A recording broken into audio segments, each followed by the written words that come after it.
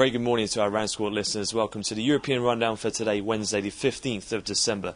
We've just gone through 10 o'clock now here in London, a quick check round the markets. In terms of the Asian session, the Nikkei managed to hold on to around the 7-month gains it made in the prior session to finish around unchanged on the session.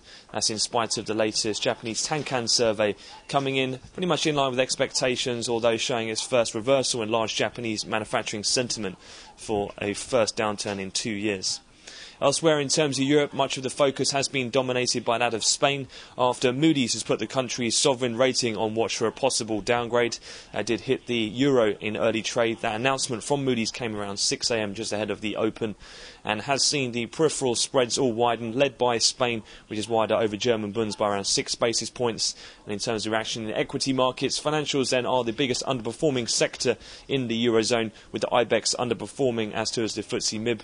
At last check, the IBEX down around the 2% mark, chiefly weighed by Santander and BBVA, against the core FTSE CAC and DAX down around 0.5%.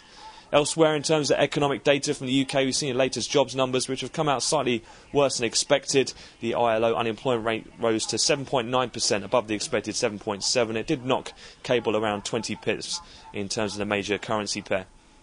Looking forward, though, in terms of the rest of the session, quite a lot of US data to get through today. We'll have the CPI numbers. They'll be the main figures at 1:30. And other than that, we'll have Empire Manufacturing, the TICS data, industrial production, NAHB housing market index, and the weekly DOE oil numbers all to come later in the session.